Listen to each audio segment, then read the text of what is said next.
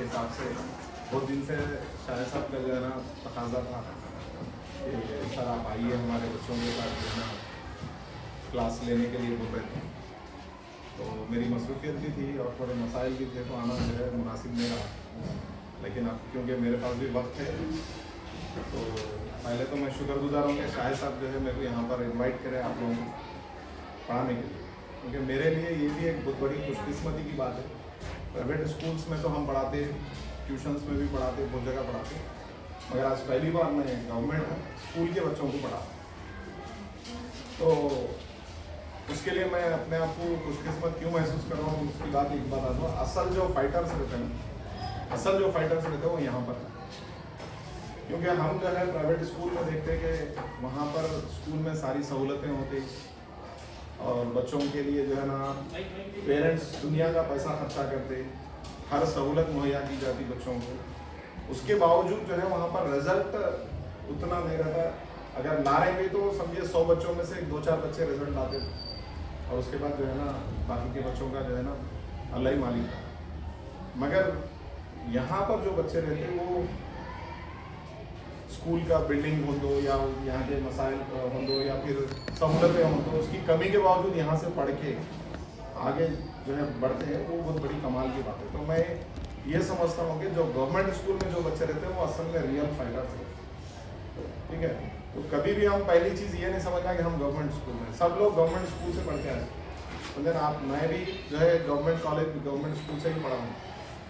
आज हम ये मुकाम पे हैं, तो ये जो भी है स्ट्रगल वहीं से करके आए। सो आपके टीचर्स में से भी बहुत सारे टीचर्स आप पूछ लीजिए, सब लोग गवर्नमेंट स्कूल्स में पढ़े हुए हैं, ठीक है। तो इसमें मेरे को फ्यूचर स्टार्स दिख रहे हैं आप लोगों को इंशाल्लाह। तो कोशिश करेंगे आप लोग। तो थोड़ा सा मैं अब आपको थोड़ा सा सब्जेक्ट की तरफ लेके आऊँगा, ठीक है। तो असल में आपको मेन बात आई थिंक सिलेबस हुआ है कंप्लीट या नहीं हुआ है। सिलेबस हो गया पूरा कंप्लीट फिजिक्स का, नहीं हुआ। कौन से चैप्टर्स छूट गए लास्ट के दो, मीन्स कार्बन एंड कंपाउंड्स है और मेटलर्जी है। तो थोड़ा सा मैं क्योंकि इंग्लिश मीडियम को पढ़ाता हूँ तो उर्दू का थोड़ा सा मसला हो सकता है, अगर कुछ डाउट्स है तो पूछ सकते हैं आप, ठीक है। तो मेटलर्जी को उर्दू में क्या बोलते हैं? हाँ, तो और जो है ना कार्बन एंड कंपाउंड मरकब, कार्बनी मरकब, ठीक है। तो ये 2 चैप्टर्स आप लोगों के रह चुके हैं। तो इंशाल्लाह मैं कुछ चीज़ें आपको ऐसी बताऊंगा कि जिससे आपको आसानी हो जाएगी कि एग्जाम्स में हम किस तरीके से पास होना, पेपर को कैसा समझना।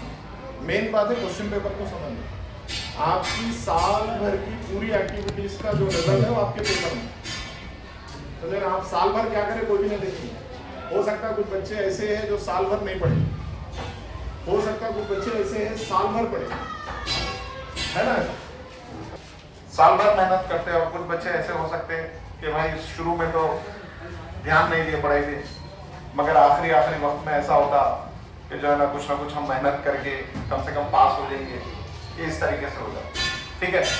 मगर इन दोनों का भी रिजल्ट कहाँ पर दिखता हूँ, जब आपका जो आंसर शीट रहती है ना, वही आंसर शीट आपका पूरा रिजल्ट दे देती।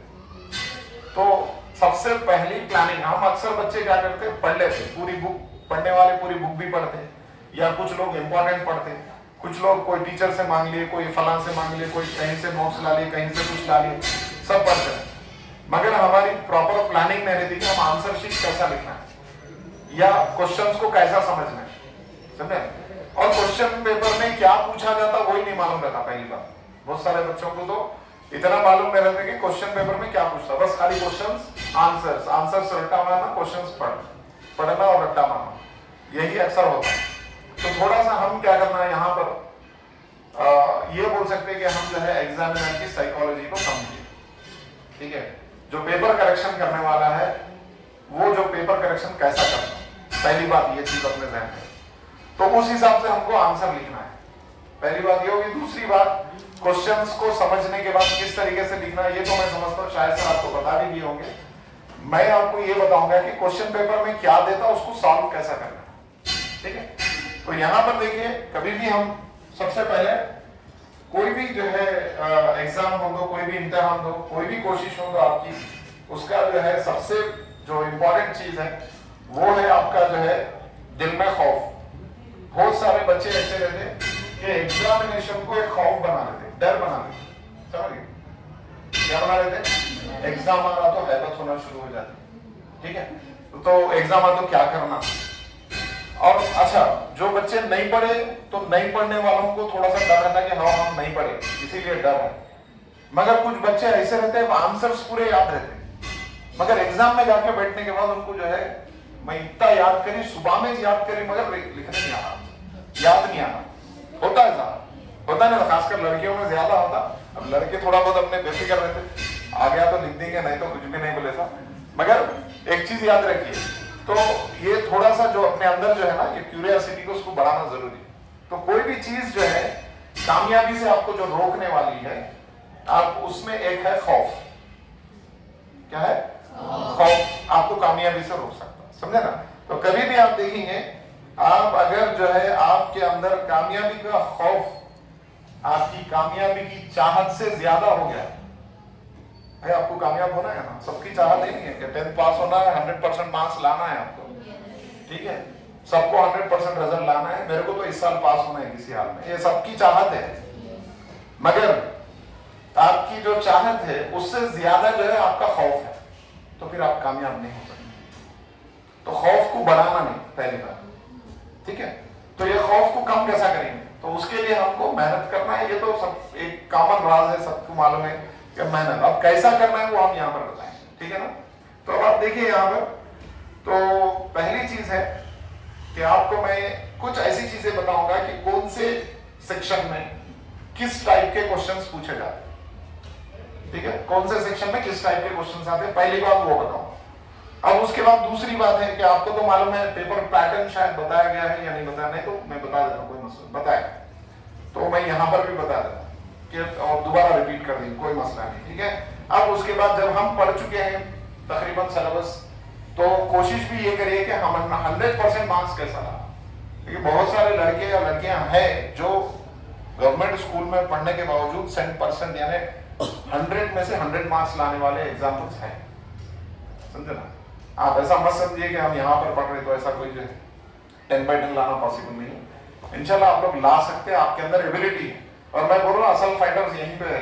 तो ये लोग के अंदर जो है, देखिए कुछ ऐसी चीजें रहती, जैसा मैं अगर बोलेंगे हम प्राइवेट स्कूल्स के बच्चे तकरीबन जो है ना पैम्पर्ड रहते, मतलब उनको माँ बाप जो है ना ऐसा रखते हैं जैसा कि जो है ना वो बिल्कुल क्या बोलते हैं, मुर्गी अपने बच्चों को अपने परों में कैसे छिपा के रखती है वैसा, समझ रहे?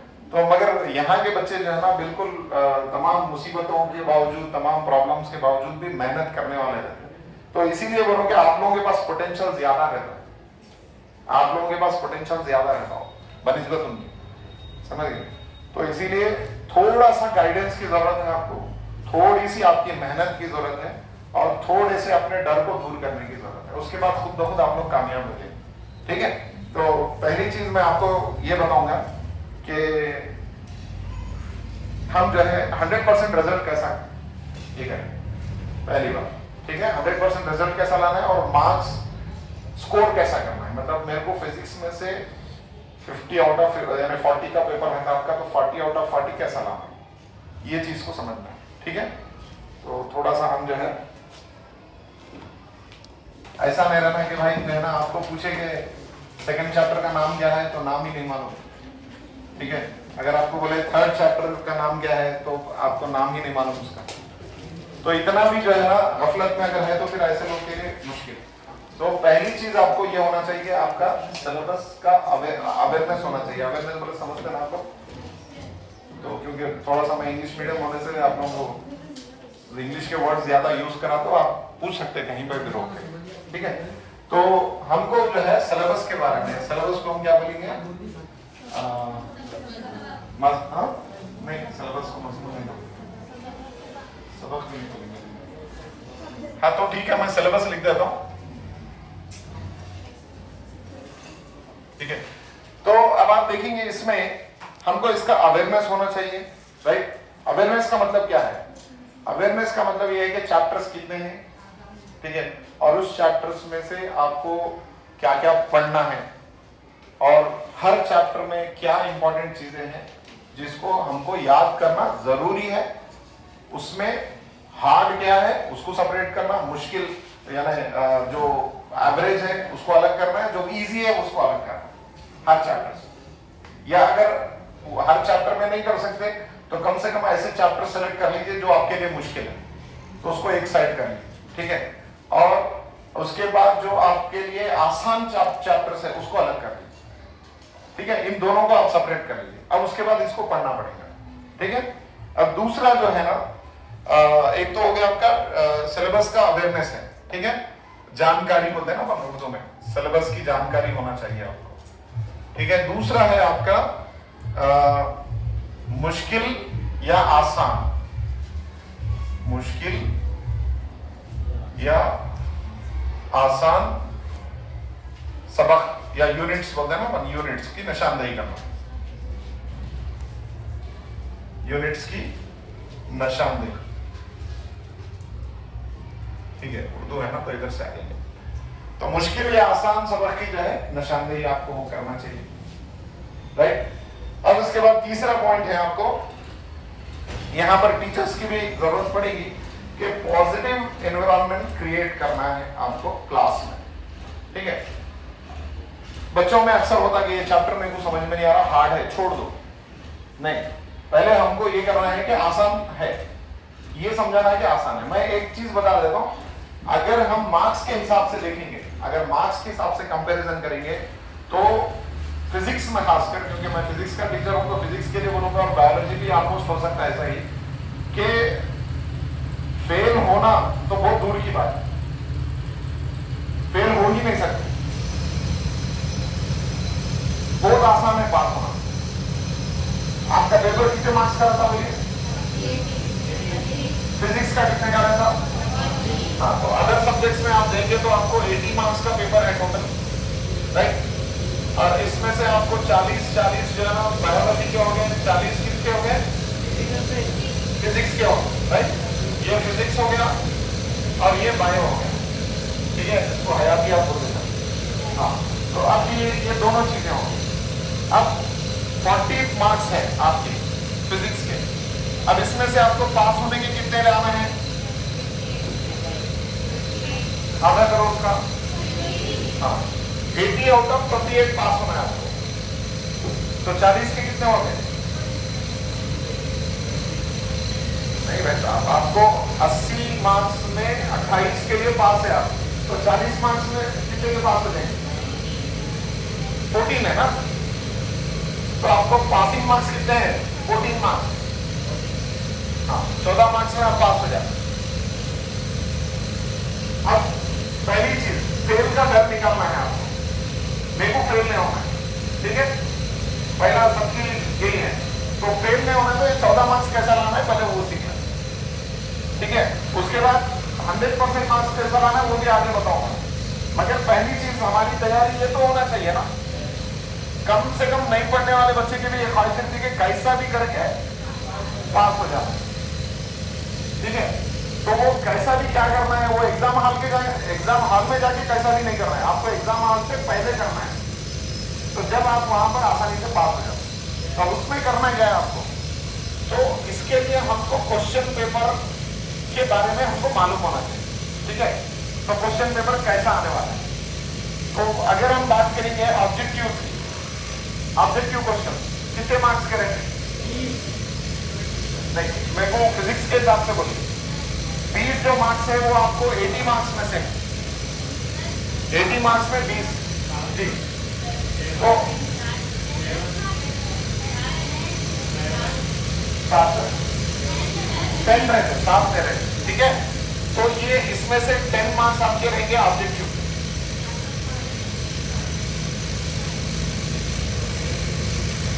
ये तो मालूम है ना, 10 मार्क्स ऑब्जेक्टिव के रहेंगे। अब मेरे को ये बोलिए, ऑब्जेक्टिव में अगर आप एक आंसर सही करें तो आपको कितने मार्क्स मिलेंगे? कम करने का कोई चांस है नहीं, इनकी राइटिंग खराब है, इनको सही नहीं लिखा, मैं थोड़ा आधा नंबर कट कर देता हूँ, कोई सवाल ही पैदा ना हो, समझ गए? ये 10 मार्क्स बहुत आसान है।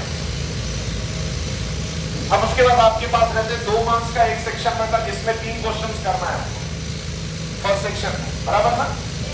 2 मार्क्स का एक सेक्शन रहता है, यानी 2 3 कितने हो गए? पहले सेक्शन 6 मार्क्स, राइट। दूसरे सेक्शन में आ जाइए, कितने क्वेश्चंस है? 3 क्वेश्चन रहते और एक क्वेश्चन के कितने रहते? 4 मार्क्स। तो कितने हो गए आपको?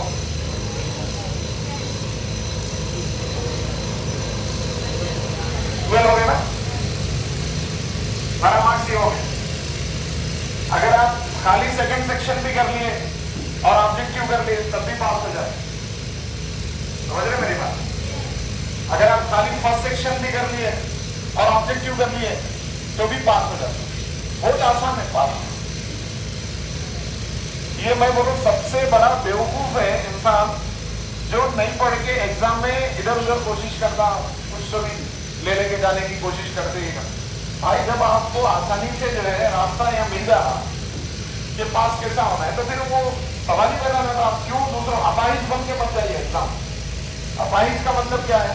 किसी और के भरोसे, पड़ोसी में अच्छा पढ़ने वाला बच्चा मिल गया, अरे मेरा नंबर तो यहाँ पर है, मैं थोड़ा बहुत उससे देख के लिख लेता हूँ। भाई दूसरों के भरोसे अगर जाएंगे तो आप एक मायने में अपाहिज हो। तो इसीलिए क्या है, आप पहले दिन से डर निकालिए कि मैं फेल हो जाऊंगा, क्योंकि मैं पहली बात ही आपको बोला था कि खौफ इंसान को रोकता कामयाबी। अगर आपके अंदर एग्जाम का खौफ है तो फिर आपकी चाहत को कम कर देता, यानी आपको उस कामयाबी से दूर कर देता। तो सबसे पहले क्या निकालना है? खौफ निकाल के फेंक दो। आपको समझ में आ गया ना मैं क्यों बोल रहा हूँ? क्योंकि पास होना आसान है, पास होना बहुत आसान है। तो खौफ को निकाल दो, खत्म। पहली चीज आपके अंदर से खौफ खत्म हो जाए, ठीक है। अब ये आ गया आपका। उसके बाद लास्ट सेक्शन है। लास्ट सेक्शन में कितने क्वेश्चन रहते हैं? हाँ, 3 में से कितने करना है? सॉरी, 3 में से 2 करना है और एक कितने मार्क्स का रहेगा? 6 मार्क्स का, 6 मार्क्स, समझ गए? अब आप यहाँ पे आ जाएंगे, एक करना रहेगा तो सॉरी 2 करना रहता, 6 मार्क्स का रहता, यानी 12 मार्क्स। टोटल 12 24 हो गए, 24 और 6 कितने हो गए? 30 मार्क्स। ये तो मालूम है ना आप लोग को, ये शायद मालूम था या नहीं था, मैं बता दे रहा हूँ आपको। यानी आपको 30 मार्क्स लाना है। ये आपके सब्जेक्टिव पेपर के हो गए। ऑब्जेक्टिव के कितने हो गए? दोनों मिला के कितने हो गए? हो गया ना? तो अब आप बोलिए, आपको फेल होने से कोई रोक सकता? अब मैं अगर ये बता दूं, अगर मैं आपको ये बता दूं कि इसमें क्या आने वाला है, इसमें क्या आने वाला है, इसमें क्या आने वाला है, अभी बता दिया तुमने, तो हम फेल होते?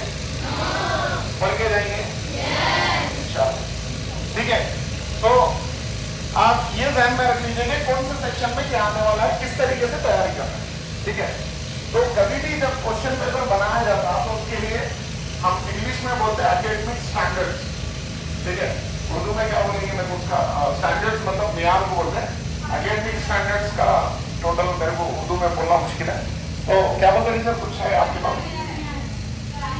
तालीमी मेयार, चलिए माशाल्लाह, तालीमी मेयार, ठीक है। तो यहाँ पर लिख देता हूँ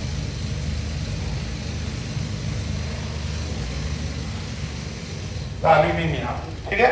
तो तालीमी मेयार के हिसाब से क्वेश्चन पेपर बनाया जाता। तो अब इसमें जो है एकेडमिक स्टैंडर्ड्स में कुछ चीजें रहती, वो क्या रहते हमको सीखना है। और मैं इसके बाद आपको इतना गारंटी दे सकता हूं, अगर आप इस चीज को समझ गए तो आप किसी से इंपॉर्टेंट पूछने की आपको जरूरत नहीं पड़ेगी। आप खुद टिक करके दे दो, इंपॉर्टेंट टिक करके देता हूं, आप खुद करके दे सकते। समझ में? अगर कोई दूसरे स्कूल के बच्चे भी मिल गए तो अरे कुछ इंपॉर्टेंट है क्या, आपको पूछने की जरूरत नहीं पड़ेगी, आप खुद करके दे सकते। ये कर लो, ये कर लो, ये कर लो, इतना आपको आसान हो जाएगा, ठीक है। चलिए, तो हम थोड़ा सा इसकी तरफ आ जाएंगे, एकेडमिक स्टैंडर्ड्स की तरफ, ठीक है। तो एकेडमिक स्टैंडर्ड्स में अगर आप बात करेंगे तो टोटल जो है 6 एकेडमिक स्टैंडर्ड्स रहते हैं।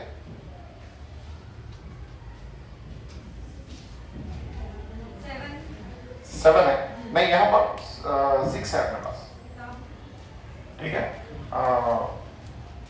जो पेपर इसमें बनाया गया है 6 है, तो ठीक है, हो सकता है अगर कुछ, क्योंकि आप लोग न्यू अपडेटेड है, फ्रेश पढ़ के ऐसे, तो अगर है तो मेरे को बता दीजिए, कोई मसला नहीं। अब हम 4-5 साल से तो यही पढ़ा। तो 6 एकेडमिक स्टैंडर्ड्स में से आप पहला देखिए, फर्स्ट है applications in daily life and uses. अब इसको मैं उर्दू में समझाऊंगा। तो एप्लीकेशन का मतलब क्या है, आप जो भी पढ़ते स्कूल में, जो भी चैप्टर पढ़ते उसका रोजाना इस्तेमाल क्या होता है।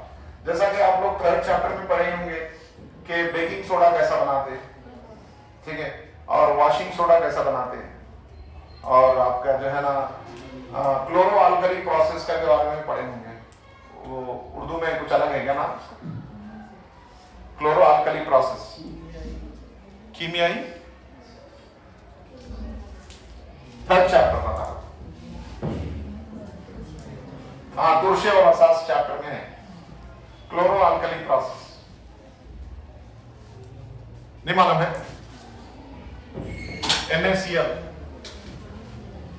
NaCl को हाँ क्लोरीन और सोडियम हाइड्रोक्साइड बनाया जाता, ठीक है। सोडियम हाइड्रोक्साइड, ये क्या है, सोडियम क्लोराइड है। ये वही चीज है जो रोजाना खाने में डालते हैं, नमक, ये तो मालूम होगा, ठीक है। अब इससे हम बहुत सारी चीजें बना सकते हैं। आपका जो वॉशिंग सोडा बन रहा है वो भी इसी से बन रहा है, अब बेकिंग सोडा बनेगा वो भी इसी से बनेगा। अगर आप सोडियम हाइड्रोक्साइड की बात कर रहे हैं तो ये भी असास, जो सबसे ज्यादा स्ट्रॉन्ग, ये उसको बेस बोलते हैं हम, तो बेस मतलब असास, तो सबसे ज्यादा जो है स्ट्रॉन्ग असास रहता है ये कौन सा, सोडियम क्लोराइड है, सोडियम हाइड्रोक्साइड, NaOH, ठीक है। तो इसको बनाने का जो तरीका है उसको हम क्लोरो अल्कली प्रोसेस बोलते हैं, जिसमें क्लोरीन गैस भी रिलीज होती और हाइड्रोजन गैस भी रिलीज होती और जो है ना सोडियम हाइड्रोक्साइड बनता। ये अक्सर हम जो है इसको धोने के लिए इस्तेमाल करते, या हम वॉशिंग सोडा बनाने की तैयारी में इसका इस्तेमाल करते, ठीक है। तो इसीलिए जो है इसको क्लोरो अल्कली प्रोसेस बोलते हैं। तो अब इसका रोजाना लाइफ में अपना क्या इस्तेमाल है, तो आपको अक्सर सवाल आते हैं कि भाई आप जो है ना बेकिंग सोडा के इस्तेमाल लिखिए, ठीक है, वॉशिंग सोडा के इस्तेमाल लिखिए। ये कंपल्सरी क्वेश्चन है, एक क्वेश्चन आपको इसमें ऐसा आने वाला है, समझ गए। तो अब आप क्या करेंगे, अब आप जब आपको मालूम हो गया ये आने वाला है तो क्या करेंगे, इस टाइप के जितने सवाल है हर चैप्टर से उसको उठाना है, एक अलग जगह पर लिख लेना है, समझ गए। पढ़ने का तरीका होता है। आप क्या करेंगे, इस्तेमाल के बारे में, ठीक है। अब अगर हम जैसा मैग्नेटिज्म चैप्टर पढ़े आप लोग, मैग्नेटिसियत की बात करते हैं, मैग्नेटिसियत, अच्छा वो चल रहा, तो उसमें है एक इलेक्ट्रोमैग्नेटिक इंडक्शन। तो उसमें रोजाना जिंदगी में इलेक्ट्रोमैग्नेटिक इंडक्शन का क्या इस्तेमाल है, ठीक है। तो अब इसके इस्तेमाल के बारे में लिखो बोल के आपको सवाल आ सकता है। तो ये कंपल्सरी क्वेश्चन है। तो इस टाइप के पूरे क्वेश्चंस को हर चैप्टर से उठाइए, एक जगह लिख लीजिए। जब आप पढ़ते ना एग्जाम के लिए पढ़ना, अब चैप्टर छोड़ दीजिए, आप मेरे को ये चैप्टर पढ़ना है, वो चैप्टर वाइज छोड़ दीजिए आप। अब क्योंकि ये जो टाइम है सिर्फ एग्जाम के हिसाब से पढ़ने का है। शुरुआत से अगर चैप्टर वाइज पढ़ रहे हैं वो अलग बात है, आप एफएस के लिए तैयारी कर रहे हैं उसके लिए। अब यहाँ पर सिर्फ आपको एग्जाम के पेपर के हिसाब से पढ़ना है, पूरा रिजल्ट आपका उसी पे बेस है, ठीक है। तो आप सिर्फ क्या करेंगे, इस टाइप के क्वेश्चंस को उठाएंगे। अच्छा, ये जो है आपको इसके मार्क्स मिलेंगे applications in daily life and uses के टोटल 6 मार्क्स है। ये एकेडमिक स्टैंडर्ड यानी तालीमी मियार नंबर जो है इसका 6 है, तालीमी मियार नंबर 6, टोटल 6 1 से लेके 6 तक रहते हैं। तो 6 के जो मार्क्स है आपको इसके मार्क्स आने वाले हैं 6 मार्क्स, ठीक है। 6 मार्क्स इसके आने वाले हैं, यानी इस टाइप के क्वेश्चन कितने आएंगे, 6 मार्क्स के आएंगे, ठीक है। अब ये हो गया। एक और आसान तरीका जो बिल्कुल थोड़ा सा वीक बच्चे हैं उन लोगों के लिए बता देता हूं। जैसा कि अगर आप देखेंगे डायग्राम्स, बाद बच्चों को पढ़ना नहीं आता मगर डायग्राम्स बहुत अच्छा बनाते नहीं बना, हाँ, तो डायग्राम्स भी बनाए जाते हैं। तो डायग्राम्स अगर आप पूरी किताब में से सारे डायग्राम्स प्रैक्टिस कर लेंगे, ठीक है, पूरी किताब में से अगर सारे डायग्राम्स प्रैक्टिस कर लेंगे आपको 7 मार्क्स आने वाले हैं, समझे। अगर मैं आप लोगों की जगह होता तो ये सोचता कि भाई 10 मार्क्स तो ऑब्जेक्टिव के हैं, अगर मैं 10 में से जो है, अगर कुछ भी नहीं आ रहा समझो, 10 में से 10 भी नहीं आ रहे, तो आप आंख बंद करके भी एबीसीडी डाल दिए तो 2-4 तो लग जाते हैं। मगर ऐसा नहीं डालना, कोशिश करना पढ़ने की। एक एग्जाम्पल बता रहा हूँ, एक अंदाजा जो बिल्कुल नहीं समझ में आता, जिसको बिल्कुल नहीं पढ़ने आता, ऐसे बच्चों की बात कर रहा हूँ मैं। आप लोग तो माशाल्लाह से समझ सकते हैं अच्छी तरीके से, जिस तरीके से शायद साहब बताया मेरे को, बहुत तारीफ सुना मैं आप लोगों की। तो उसके हिसाब से अगर आप देखेंगे तो आपको क्या करना है, 7 मार्क्स डायग्राम्स के आने वाले। तो अगर आप आधे, अगर अंदाजे से भी मार्क्स डाल दिए, एबीसीडी भी डाल दिए, तो एक 3-4 तो तुक्के लग जाते हैं। ठीक है, अगर पढ़ के करेंगे तो बहुत ज्यादा मार्क्स आएंगे।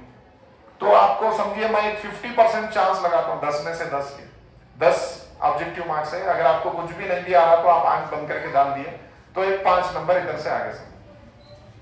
ठीक है, अब 7 नंबर इधर से आगे ऑब्जेक्ट डायग्राम्स तो उतारना आसान है, थोड़ा सा प्रैक्टिस करें सीख जाते हैं आप।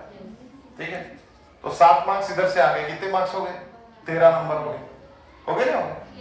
अब उसके बाद 6 नंबर इधर से ला लीजिए तालीमी मियार के। ये कौन सा अपना यूजेस का, जैसा क्वेश्चन आता क्या बोलते हैं, what are the uses of concave mirror.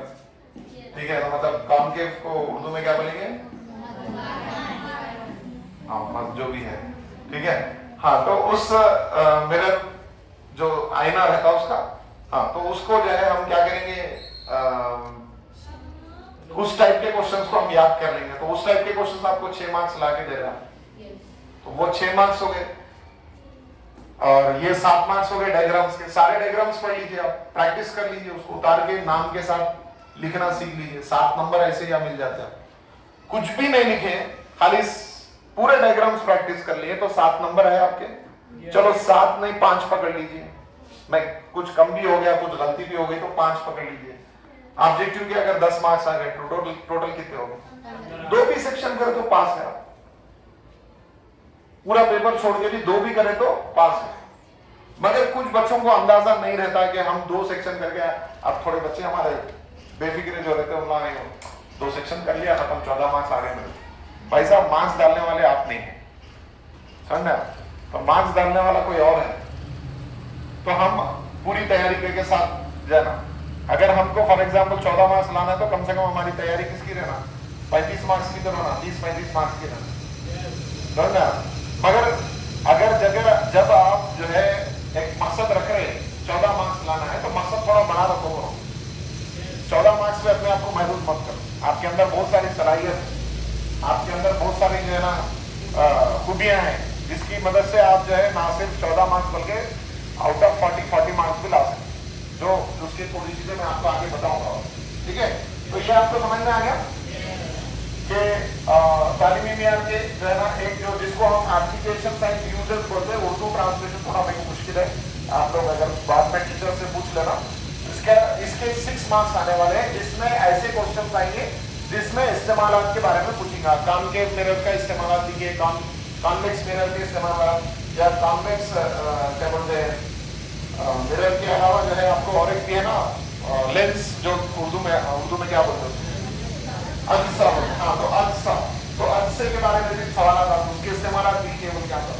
ठीक है, तो इसकी तैयारी कर लीजिए। आप हर चैप्टर से ऐसे क्वेश्चन को निकाल लेना है, निकाल के एक जगह लिख लेना है। ये क्वेश्चन पढ़ लिया तो मेरे को 6 मार्क्स आ जाए, पूरे डायग्राम्स प्रैक्टिस कर लिया तो मेरे को 7 मार्क्स आ जाए, समझा। आपने क्यों पूरे पढ़ लिया तो 10 मार्क्स आ गए। आज बहुत आसान है, मुश्किल दिख रहा आपको। अब आप बोलिए फेल क्यों हो गए, नहीं। अब इसके बाद भी अगर फेल हो रहे तो फिर क्या होना चाहिए, कोई शर्मिंदा की बात है, ठीक है। तो फिर भी कभी कभी कोई फेल हो जाता है, मगर कोई बात नहीं, कोशिश करने वाला कभी हार नहीं मानता। ठीक है, आप लोग कोशिश करिए, रिजल्ट देने वाला अल्लाह ताला है। ठीक है, अब उसके बाद जो है ना एक एकेडमिक स्टैंडर्ड है, जिसमें आपको डायग्राम्स बोला था मैं, डायग्राम्स के 7 मार्क्स होते हैं। ठीक है, अब उसके बाद आप देखेंगे आपके लैब एक्टिविटीज। मैं सिर्फ वही ज्यादा बता रहा हूं जो आप आसानी से कर सकते हैं। ठीक है, जो आप आसानी से कर सकते हैं उन्हीं को पहले बता रहा हूं। हालांकि सीरियल वाइज ऐसा नहीं है, सीरियल अगर जा रहे हैं तो पहले इसमें आपको एप्लीकेशन यूजर्स तो आ जाता, मगर दूसरा जो है आपको हाइपोथेसिस के बारे में, ये भी भी एक क्वेश्चन कंपल्सरी रहता, मैं उसके भी समझा देता हूँ।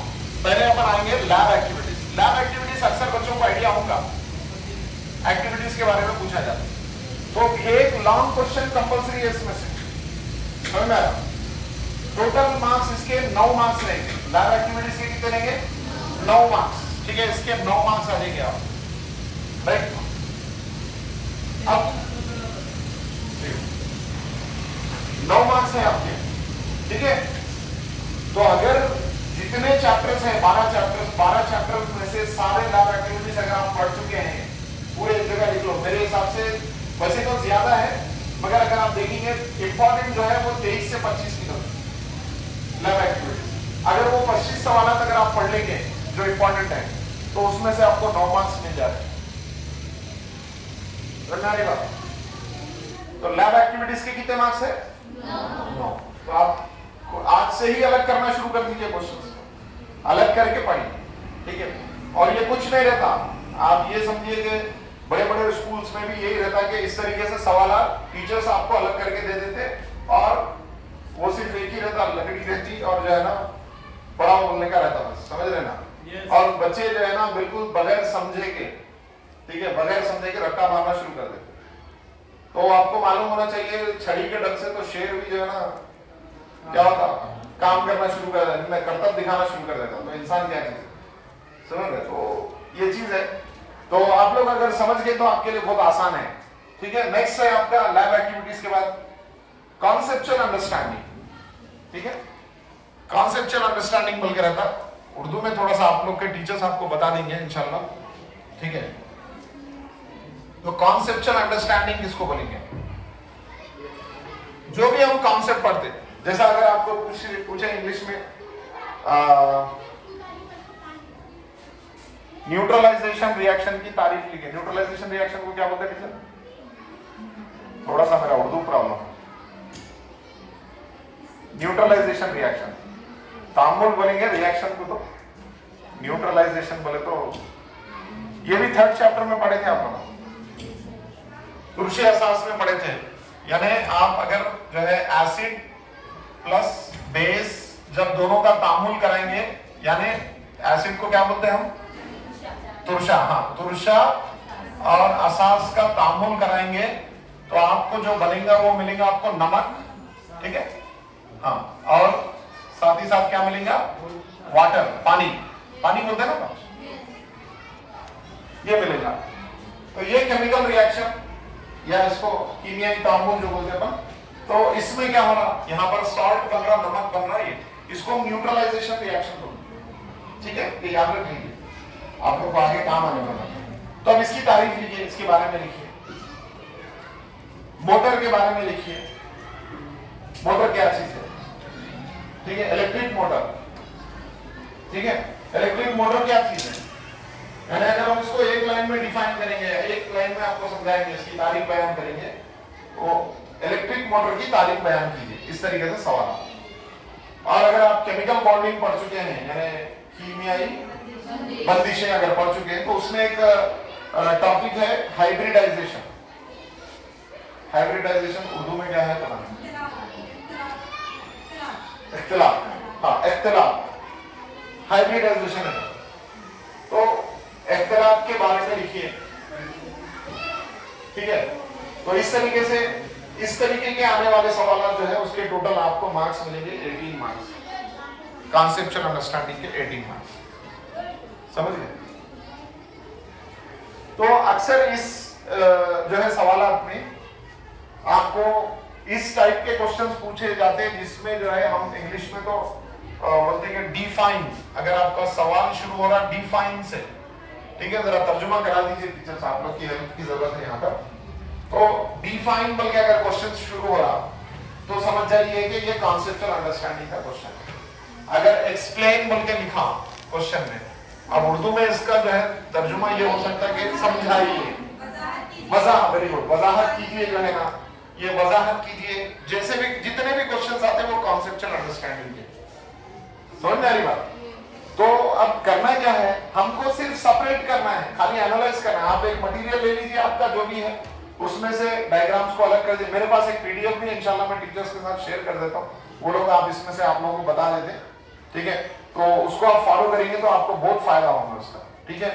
तो एक चीज हो गया, कौन से सवाल डायग्राम्स का अच्छी तरीके से ध्यान में रख लीजिए। 7 नंबर है, एक्टिविटीज के 9 नंबर है और कॉन्सेप्चुअल अंडरस्टैंडिंग के 18 मार्क्स है।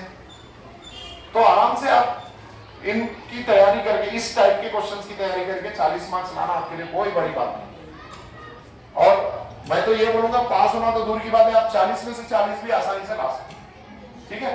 तो इसको ध्यान में रखिए, ठीक है। अब फिर करना क्या है, तो फिर आपको और तैयारी करने के लिए, हाँ, इंफॉर्मेशन स्किल्स एक और एक टॉपिक है, इंफॉर्मेशन स्किल्स। इसके लिए तो पढ़ने की भी जरूरत नहीं, समझे ना। आपको क्लास में जो समझाया जाता है, जो आपकी प्रीवियस नॉलेज रहती है, उसी में से आपको आंसर रहता है। उसका मैं एक एग्जांपल बता देता हूं, ठीक है। तो इंफॉर्मेशन स्किल्स के मार्क्स है आपको 4 मार्क्स, यानी 4 मार्क्स में एक क्वेश्चन आता है इसका। 4 मार्क्स में एक क्वेश्चन आता है। क्या रहता, आपको एक जदवल दिया जाता या टेबल दिया जाता, ठीक है, और उस टेबल में जो है कुछ सिंबल्स या कोई भी एक टेबल दिया जाता, उस टेबल को समझ के उसके आंसर्स नीचे देने का रहता, और पूरी इंफॉर्मेशन टेबल में ही रहती। ऐसे क्वेश्चंस देखे होंगे आप लोग, आए होंगे आप। तो ये आसान है नहीं मुश्किल है। देखिए दूसरे सवालात में आपको याद करना है, जहन में रखना है, उसको लिखना है। यहां पर क्या है, आप टेबल को देखेंगे तो याद आ जाएगा, टेबल में तकरीबन आंसर मिल जाएगा, उसी को देख के, उसको पढ़ के, उसको समझ के उसका आंसर लिखना है। जैसा कि आपको सोशल में भी पूछा जाता, जैसा एक डायग्राम या क्या बोलते हैं उसको, ग्राफ दिया जाता, ग्राफ देके ग्राफ के बारे में लिखो बोल के बोलते। तो वहां पर क्या है, कुछ भी नहीं, आपको ग्राफ अगर आप समझ गए तो आप उसमें आराम से लिख सकते हैं। वैसे यहाँ पर भी वैसी है, टेबल तो समझ गए, टेबल में क्या इंफॉर्मेशन दिया, समझो। हो सकता किसी जो है, जैसा क्लोरीन के बारे में दे दिया, और जो है ना आपको सोडियम के बारे में दे दिया, और उसके एटॉमिक नंबर, जिसको हम क्या बोलते हैं, एटॉमिक नंबर को जौहरी अदद बोलते हैं, या जौहरी कमियत भी रहता शायद इसमें, जिसको एटॉमिक मास बोलते हैं, उसके बारे में दे सकता, पीरियोडिक टेबल के बारे में दे सकता, ठीक है। तो इस तरीके के क्वेश्चंस जो पूछे जाते हैं, इसके 4 मार्क्स का, ठीक है। तो और एक लास्ट वाला है, आपको बता देता हूं, जो सिर्फ 2 मार्क्स का रहता, यानी इसका एक ही क्वेश्चन आएगा और जो 2 मार्क्स में आएगा, हाइपोथेसिस। हाइपोथेसिस का मतलब यहाँ पर यह है कि एक सिचुएशन क्रिएट करता हूं, क्वेश्चन में एक सिचुएशन क्रिएट करके, अगर ऐसा होगा तो क्या होगा, समझ गए। फॉर एग्जांपल एक क्वेश्चन पूछा जाता, अक्सर पूछा गया कि अगर हम कार में जो है कॉन्वेक्स मिरर के बजाय कॉनकेव मिरर लगाएंगे तो क्या होगा। अब उसको उर्दू में बोलिए। हाँ तो वो, तो कॉन्वेक्स मिरर के बजाय, क्योंकि कार में कौन सा मिरर रहता, कौन सा आईना रहता, साइड मिरर जो रहता वो कौन सा रहता, कॉन्वेक्स रहता या कॉनकेव रहता। जरा कॉन्फिडेंटली बोलो, या तो कॉन्वेक्स बोलो या तो कॉनकेव, या तो पूरा इधर या तो पूरा उधर। जरा बोलो जी, जोर से बोलो। मुहद्दिब मुखाया, कॉनकेव रहता, ठीक है। पक्का। कॉनकेव पे कितने लोग अड़े हुए हैं, बोलिए, अड़ जाओ ना अपने आंसर, कोई मसला नहीं, गलत जान दो। कॉनकेव पे कितने लोग अड़े हुए हैं। अच्छा, कॉनकेव का मतलब तो समझ रहे ना आप लोग। हाँ ठीक है। कॉन्वेक्स को क्या बोलते हैं इंग्लिश में, मुहद्दिब आईना। अब मुहद्दिब आईने पे कितने लोग अड़े हुए हैं। तो कार में जो मिरर रहता वो मुहद्दिब रहता, कॉन्वेक्स रहता, ठीक है, कोई बात नहीं। तो अब मेरा बोलने का मतलब ये है कि यहाँ पर कॉन्वेक्स के बजाय अगर हम कॉनकेव लगाएंगे। अच्छा मेरे को ये बताइए, उसको हम क्या बोलते हैं, वर्चुअल इमेज को इंग्लिश में क्या बोलेंगे, तो उर्दू में क्या बोलेंगे। जैसे कि जी, हकीकी शक्ल तो वो रियल इमेज होगी, मजाजी, हाँ मजाज करेंगे। तो अभी मजाजी जो इमेज रहती है, इमेज का मतलब उर्दू में उसको बोलेंगे ख्याल। हाँ ठीक है, वेरी गुड। तो ख्याल, तो मजाजी ख्याल,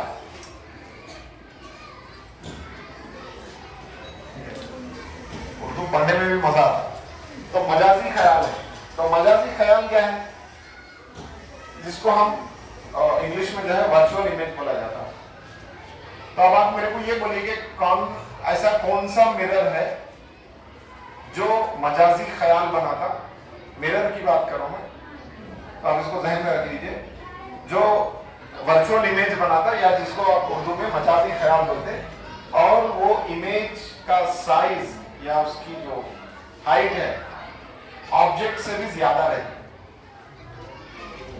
हाँ, ऑब्जेक्ट से ज्यादा। ऑब्जेक्ट किसको बोलेंगे, जो भी जिसकी इमेज बन रही है उसको ऑब्जेक्ट बनेगी, ठीक है ना। अब जैसा मैं आईने के सामने खड़ा हूं तो मैं ऑब्जेक्ट हूं, ठीक है, और जो मिरर के अंदर मेरी फोटो बन रही है या जो भी इमेज बन रही वो क्या है, मजाजी ख्याल है, जिसको वर्चुअल इमेज बोलते। तो ऐसे मिरर का नाम बोलिए जो मजाजी ख्याल बनाता। बोले तो इंग्लिश में कॉनकेव, और कॉनकेव में उसका साइज, मजाजी ख्याल का साइज बड़ा रहता, छोटा रहता। Confident, very good. तो इस तरीके से अगर आप देखिए कॉनकेव मिरर जो है बड़ी इमेज बनाता, वर्चुअल इमेज, और कॉन्वेक्स कैसी बनाता। तो इसीलिए आप जो है जब कार में बैठते तो कार में जो बाजू में जो मिरर रहता उसमें पूरी बड़ी से बड़ी बस भी आपको दिखाई देती। देखेंगे क्या कर रहा हूं मैं, एक बड़े से ऑब्जेक्ट को समझ में आ रहा, बिल्कुल छोटा कर दे रहा, आप पूरी की पूरी बस दिखाई देती आप, ठीक है। ये किसकी प्रॉपर्टी है, ये कॉन्वेक्स मिरर की प्रॉपर्टी, ठीक है, और उसकी खासियत बोलते हैं। तो हाँ, तो ये हो गया, तो उसकी खासियत है। मगर कॉनकेव मिरर की खासियत क्या है, कौन सी इमेज बनाता है, नहीं, इमेज आमतौर पे कौन सी इमेज बनाता,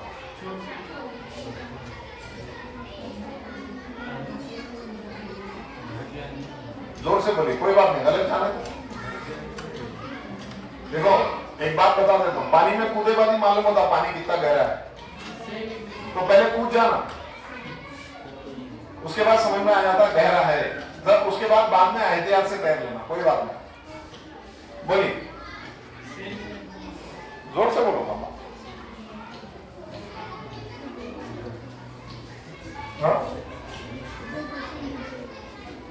क्या पूछा था? हाँ, देखिए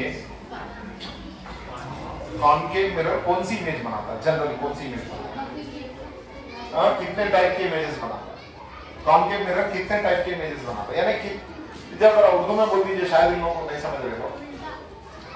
हाँ, उल्टा मतलब उसको कौन सी इमेज बोलेंगे, कॉनकेव मिरर उल्टी इमेज बनाता बोल रहा है, ठीक है, सही है, गलत नहीं है, तो बोलो भाई, कॉन्फिडेंट बोलो।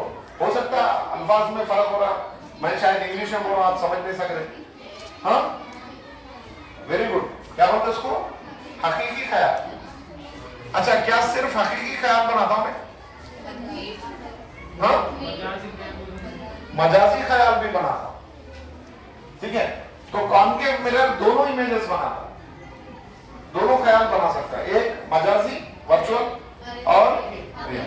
अच्छा, कौन से पोजीशन पे सिर्फ मजाजी ख्याल बनाता,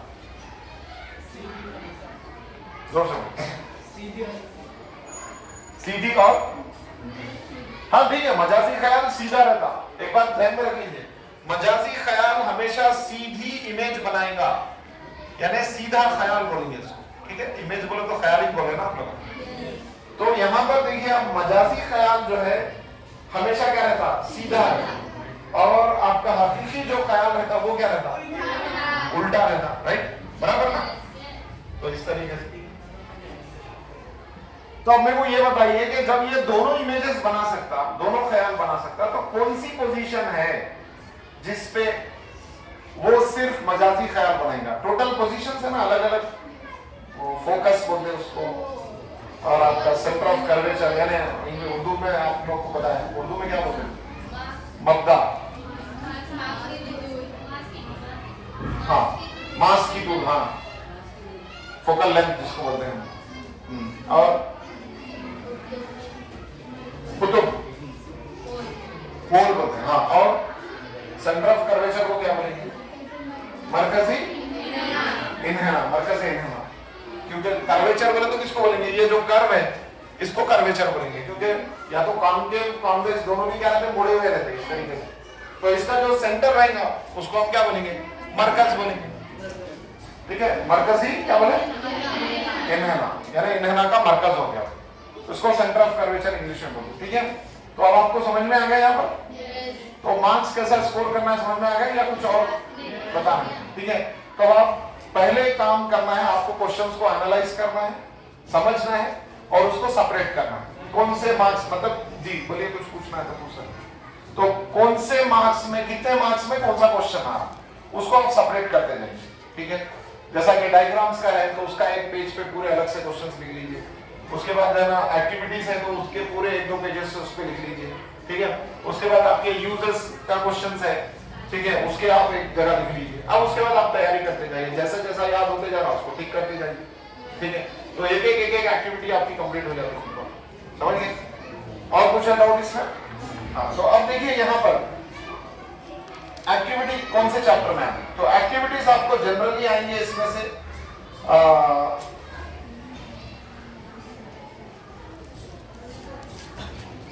जितने भी एक्टिविटीज है, ज्यादातर जो एक्टिविटीज है 6 मार्क्स के एक क्वेश्चन कंपलसरी एक एक्टिविटी आएंगे आप थर्ड सेक्शन।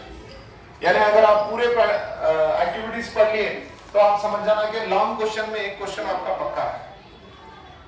ठीक है, अब उसके बाद दूसरा जो क्वेश्चन है एप्लीकेशंस में आता, जिसमें हम 6 मार्क्स की बात करते हैं, वो है न्यूमेरिकल प्रॉब्लम्स। उसको उर्दू में क्या बोलेंगे,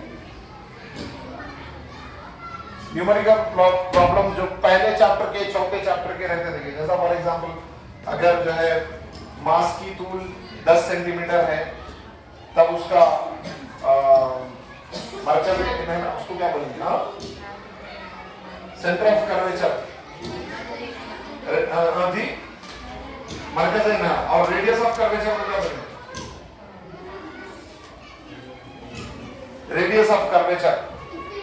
अच्छा एक बात बता दे रहा हूं, यहां पर ये है, ये सेंटर ऑफ कर्वेचर है, इसको क्या बोले, मरकज़े इन्हेना बोले आप। ठीक है, मरकज़े इन्हेना ऐसी है। ठीक है, हाँ, तो अब उसके बाद देखिए आप यहां से यहां तक की जो लेंथ है इसको क्या बोलते हैं, महवर बोलते हैं। हाँ ठीक है, महवरे असली, फॉन्ट से ना, ऐसा ही है, महवरे असली। इसको हम इंग्लिश में बोलते हैं रेडियस ऑफ कर्वेचर। ठीक है, हाँ, तो रेडियस ऑफ कर्वेचर है। तो अगर आपको, अच्छा, और एक बीच में यहां पर रहता है, इसको क्या बोलेंगे,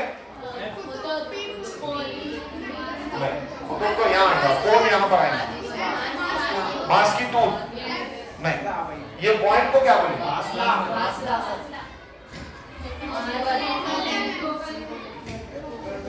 फोकल लेंथ, यहां से यहां तक की लेंथ को बोलते हैं। हमारे पास एक बच्चा था, उसको ऐसे सवाल पूछे, what is the difference between focal length and focal point. अच्छा, फोकल लेंथ और फोकल पॉइंट को उर्दू में क्या बोलते हैं मुझे, फोकल लेंथ को बोले मास की तूल, ये सही है, मास की तूल। और इस पॉइंट का नाम क्या है,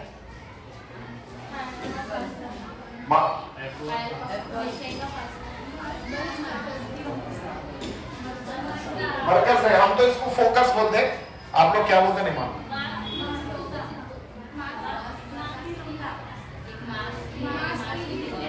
हाँ, तो वही बताना चाह रहा हूं, मास्क क्या है और मास्क की तूल में फर्क है दोनों में।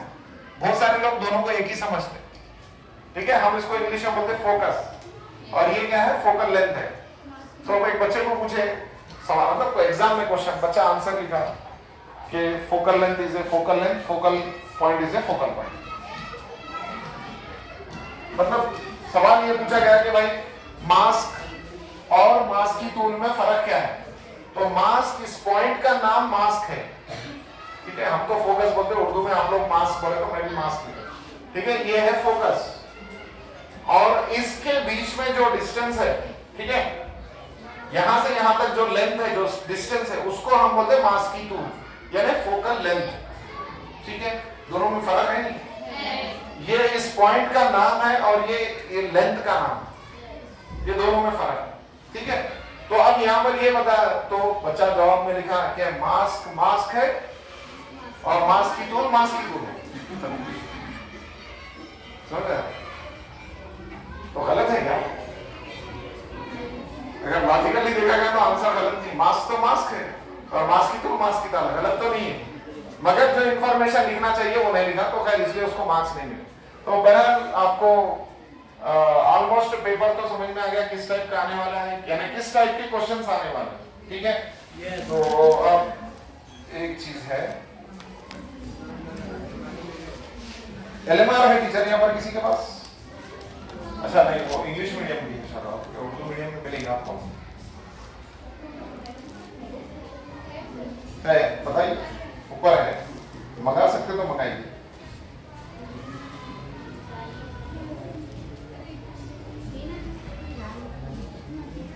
हो सकता आपको बायोलॉजी में भी डायग्राम्स है, यहाँ पर भी डायग्राम्स है, वहां पर भी एक्टिविटीज है, यहाँ पर भी एक्टिविटीज है।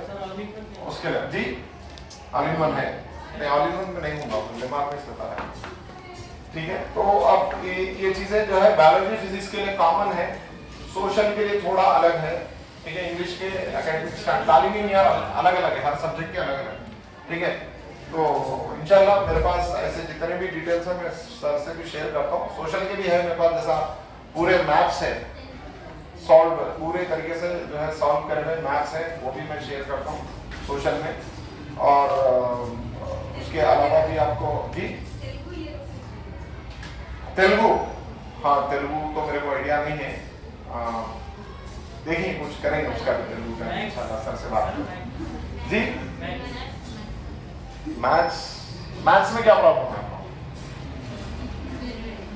हाँ देखिए, ज्यादा मेहनत करिए कंस्ट्रक्शंस पे। कंस्ट्रक्शंस को उर्दू में क्या बोलते हैं? वो जो बनाते ना मुसल्लस वगैरह सब, या टैंजेंट सीकेंस,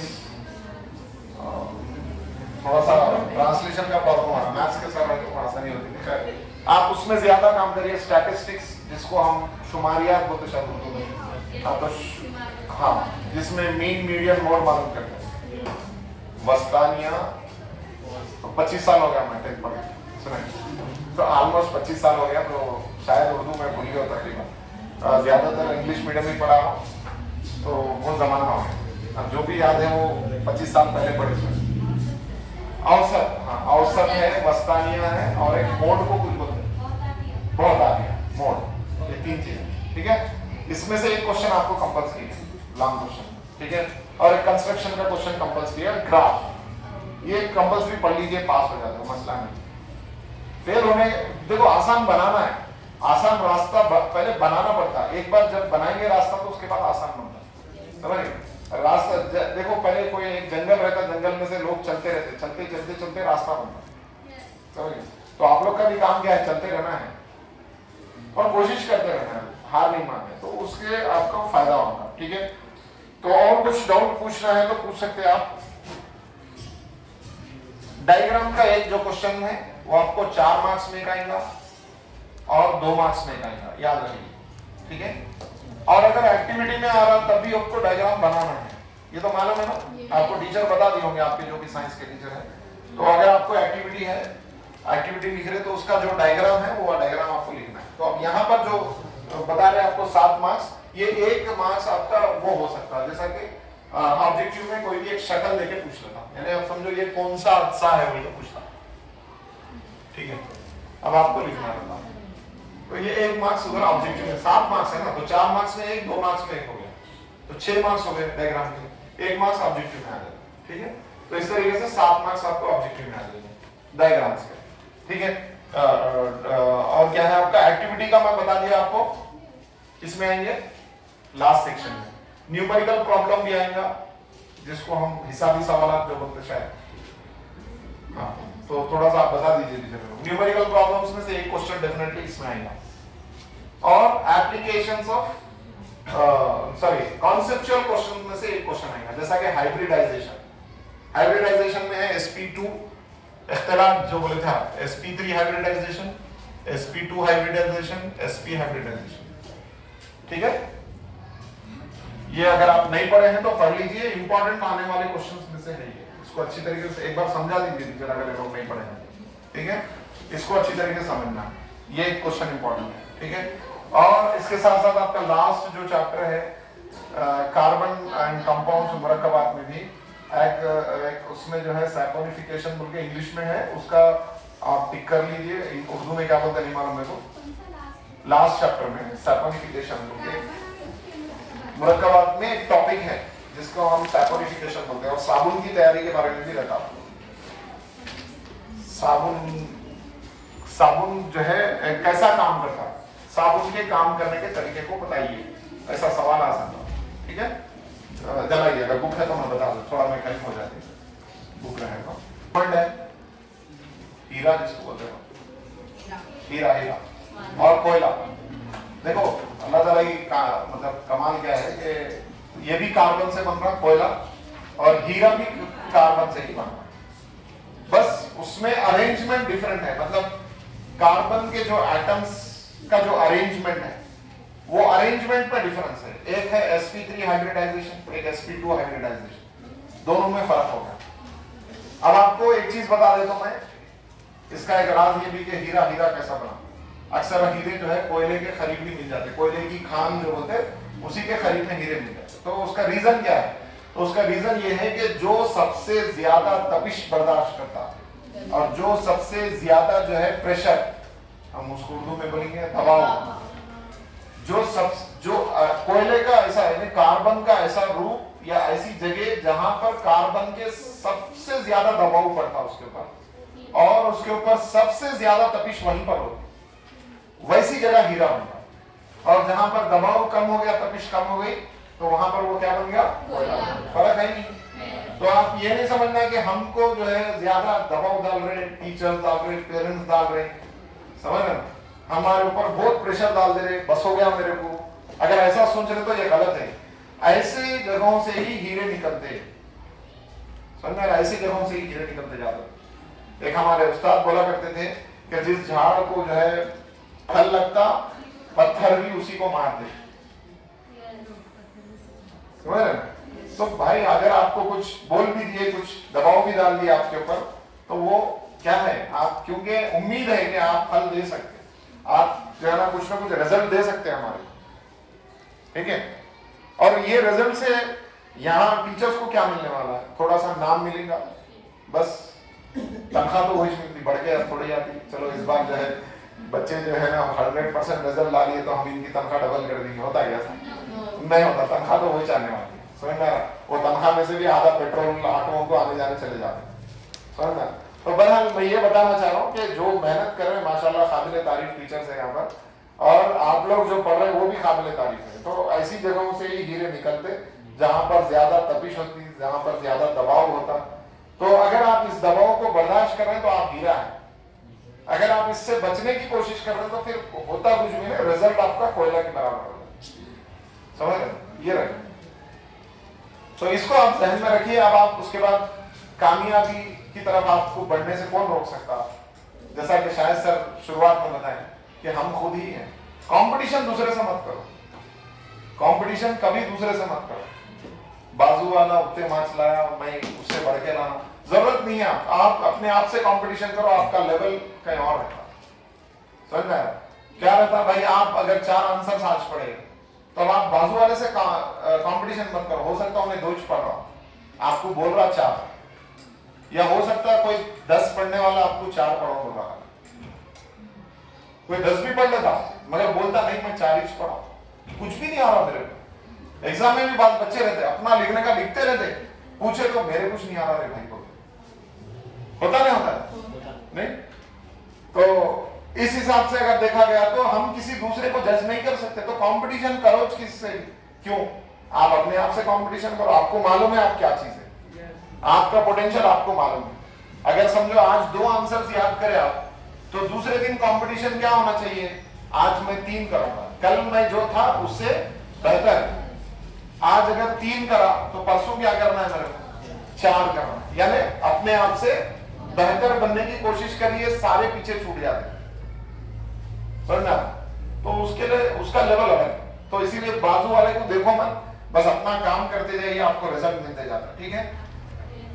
अब इस चैप्टर में ज्यादा से ज्यादा आपको यही पढ़ना है कि एलोट्रोप्स के बारे में पढ़िए। एलोट्रोप्स जो बता सॉरी मैं उसको खलनी अश्काल जो होते हैं आपके, खलनी अश्काल में जैसा डायमंड है आपका और ग्राफाइट है, जिसको पेंसिल में जो नहीं रहती ना, और वो पेंसिल की जो उसको हम ग्राफाइट बोलते हैं, उसको उर्दू में भी ग्राफाइट ही लिखा है यहाँ पर। और एक आपका है नैनो ट्यूब्स के बारे में आ सकता है, नैनो ट्यूब्स के इस्तेमाल के बारे में लिखिए, ठीक है। नैनो ट्यूब्स को इंग्लिश में क्या बोलेंगे, उर्दू में क्या बोलेंगे, नैनो ट्यूब्स ही बोल रहे हैं। तो नैनो ट्यूब्स के बारे में उनके इस्तेमाल लिखिए।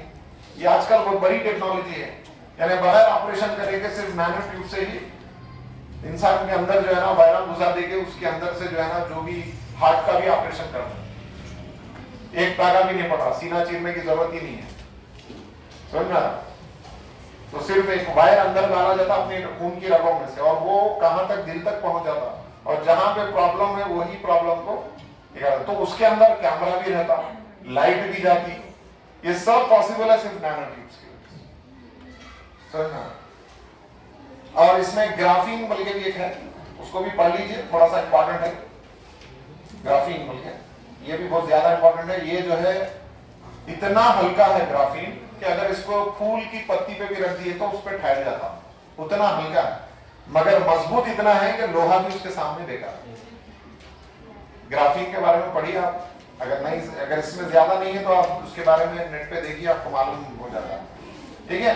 ये हो गए थोड़े से इंपॉर्टेंट बता के खत्म कर देता हूं। और आपको चाहिए इसमें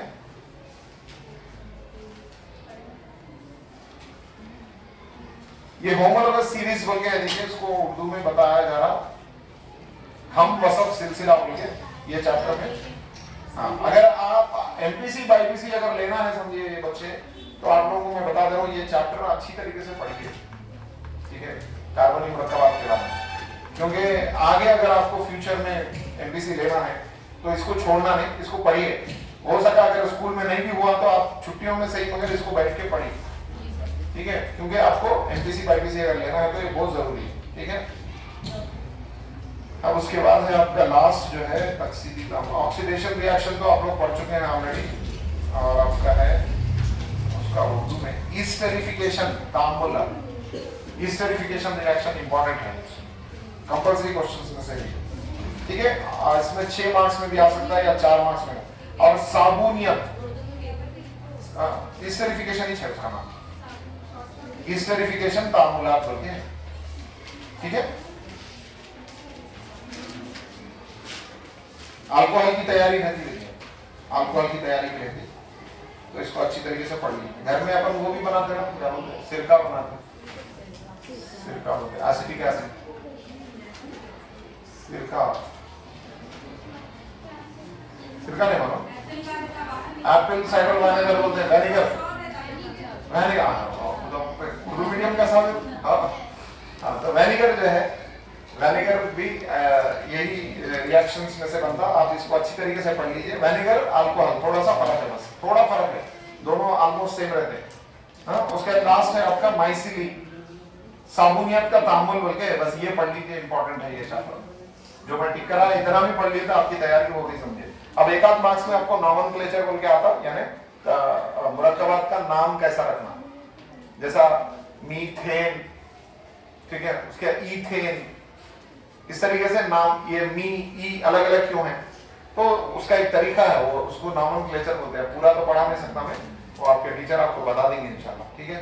इन चीजों को याद रख लीजिए। और आपका जो है ना साबुन का मैल साफ करने का अमल, साबुन का मैल साफ करने का अमल, यानी आप कपड़े में जो मैल जमा होगा वो मैल को साबुन कैसा अलग करता है, वहां पर माइसिलीज बोल के छोटे छोटे पार्टिकल्स बनते हैं, और उस पार्टिकल्स के 2 रुख रहते हैं। एक रुख को हम बोलते हैं हाइड्रोफोबिक, हाइड्रोफोबिक का मतलब पानी से डरता हूं, पानी से दूर जाता, ठीक है।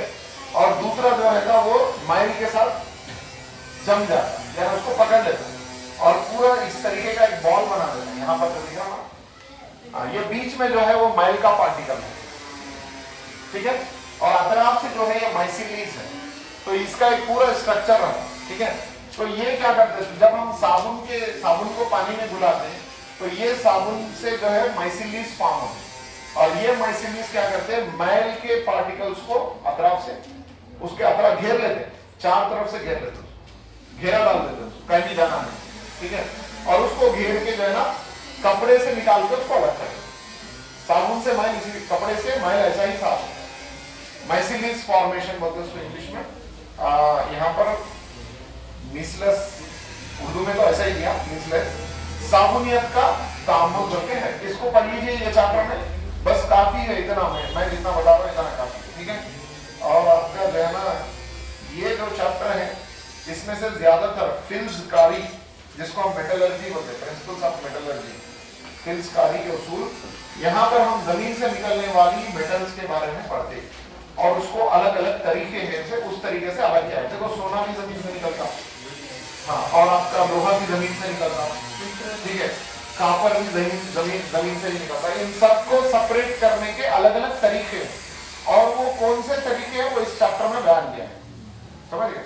तो अगर इसको भी देखिए, तकरीबन तो उर्दू में है, आप लोग पढ़ेंगे तो थोड़ा बहुत आपको समझ में आ जाएगा।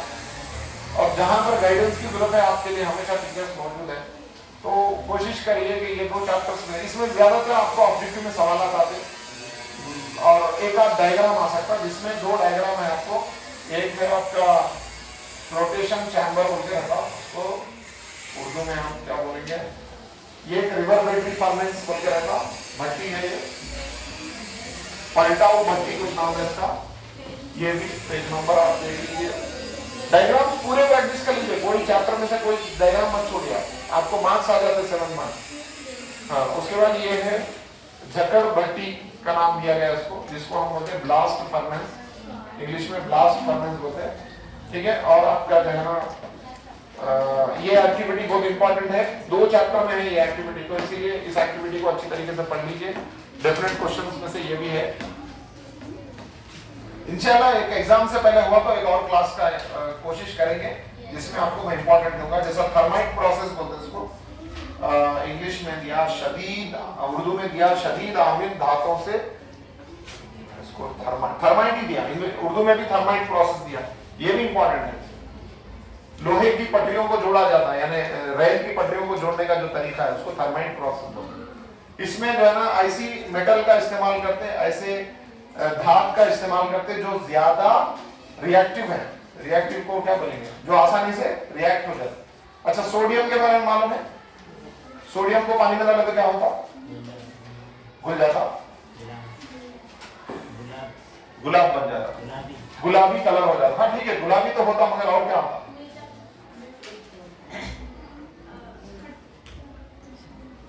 तुरचा बन जाता, नहीं, वो तो असास बनता। अगर हम सोडियम को पानी में डालेंगे तो आग लग सकती है, अगर पानी में आग लगाना है तो सोडियम डाल देना। पोटाशियम, ये 2 धात ऐसी हैं, लिथियम भी है, तो लिथियम, ये तीनों ऐसी है, अगर इनको पानी में डाल दिए तो आग लग जाती है। पानी में आग देखना है तो सोडियम डाल दें। और सोडियम को हम खुला भी नहीं छोड़ सकते, अगर आप खुला भी रख देंगे ना तो हवा में जो ऑक्सीजन है उसके साथ रिएक्ट हो जाती है। और अगर आपके हाथ में मॉइस्चर है, यानी कच्चे हाथ हैं या फिर ऐसा है, और वो वैसे ही हाथ से आप उसको पकड़ेंगे तो आपके हाथ की स्किन भी जल सकती है। इसीलिए उसको बगैर ग्लव्स के हम उसको हाथ नहीं लगाते, और दूसरा उसको खुला नहीं छोड़ते, समझना है। तो ये बहुत खतरनाक है, मगर यही सोडियम हम रोजाना खाए, नमक, समझना है। अगर सोडियम क्लोराइड में से, यानी नमक में से क्लोरीन को अलग कर दिए तो बहुत डेंजर है, बहुत डेंजर है, जिसको पकड़ नहीं सकते और वो हमारी बॉडी में रोजाना जा रहा, कमाल की बात है। तो बहरहाल बहुत सारी चीजें हैं, आप लोग का टाइम तो नहीं हुआ।